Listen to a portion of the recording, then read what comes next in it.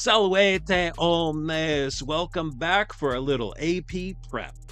Today we're going to be looking at letter number 2 in Darkness Over Pompeii, which is Pliny Epistolae 6.7.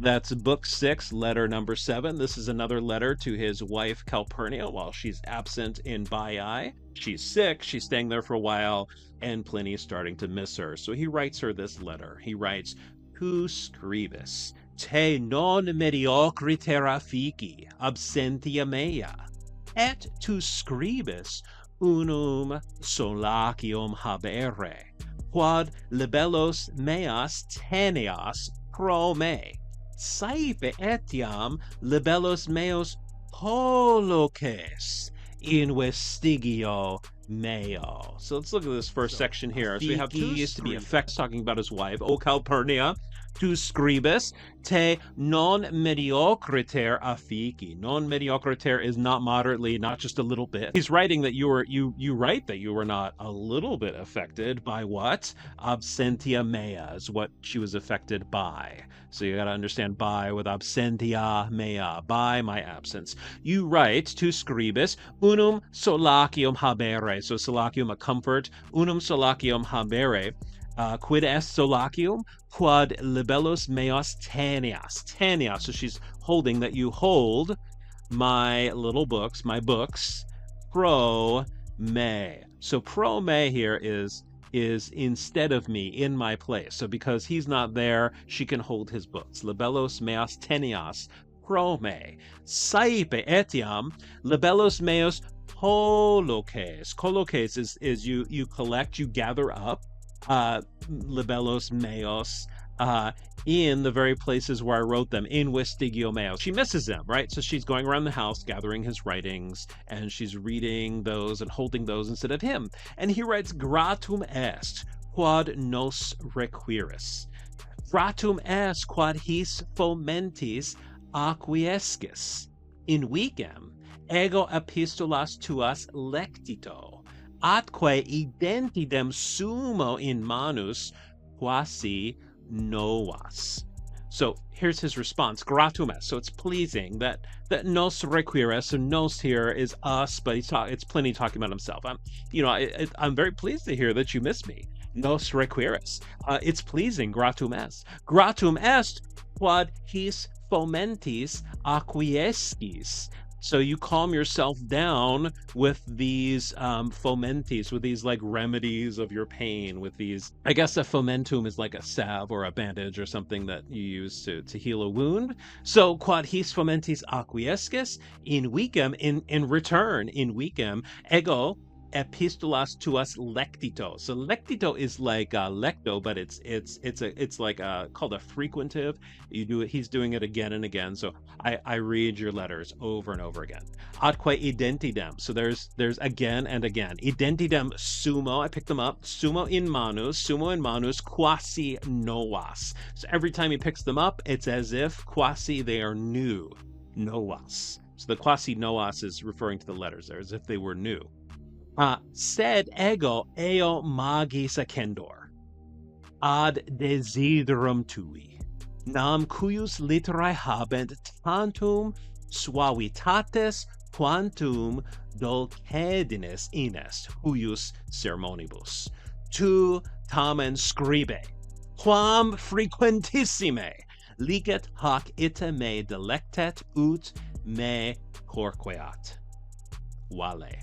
First he starts out, said, ego magis accendor ad desiderum tui, but I am all the more accendor, set aflame, set ablaze with passion, ad desiderum tui, because of a desire of you. Nam cuius literae habent tantum suavitatis quantum dulcedinis inest huius sermonibus. So this is a little tricky here. We have tantum quantum. So tantum quantum is like a scale. So as much as on this side, the same amount will be on that side. So he's got these two sides of the scales. All right. So for the first side of the scale, so nam cuius literae habent tantum suavitatis quantum dulcedinus. So on the one hand, you have suavitatis, and on the other hand, you have dulcedinus. Now, this is also tricky to translate because suavitas and dulcedo mean sweetness or charm, delightfulness, pleasantness. So let's just say suavitas is sweetness and dulcedinus is charm. For whose letters have as much sweetness, the same amount of charm is in the conversations of huios, of the same person, of this one. So this person whose letters have all this sweetness in it, their conversations of the conversations of the same person have as much charm.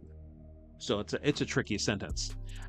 Tu tamen scribe quam frequentissime. So after all that, he's saying you, O Calpurnia, nevertheless, scribe quam frequentissime, as frequently as you can. Although, watch, he has a little concessive clause here, licet, although hoc ita me delectet ut me torqueat. So ita and ut here are a result clause. So write me as frequently as you can, quam frequentissime, although licet, it might delight me, it might please me, ita ut, to such an extent, so much that, this is the result, it torments me.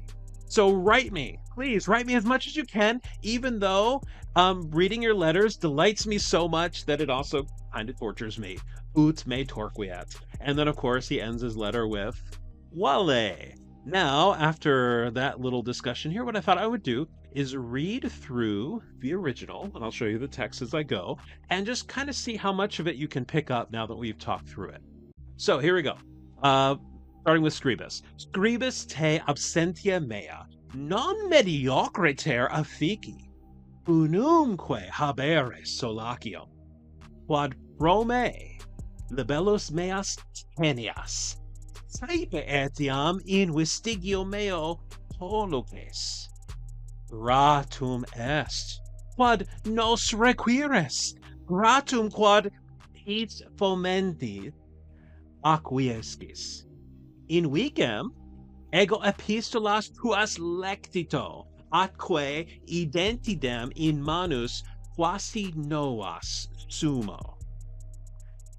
Sed eo magis ad desiderum tui accendor, nam huius literae tantum habet suavitatis, huius sermonibus quantum dulcedinus inet.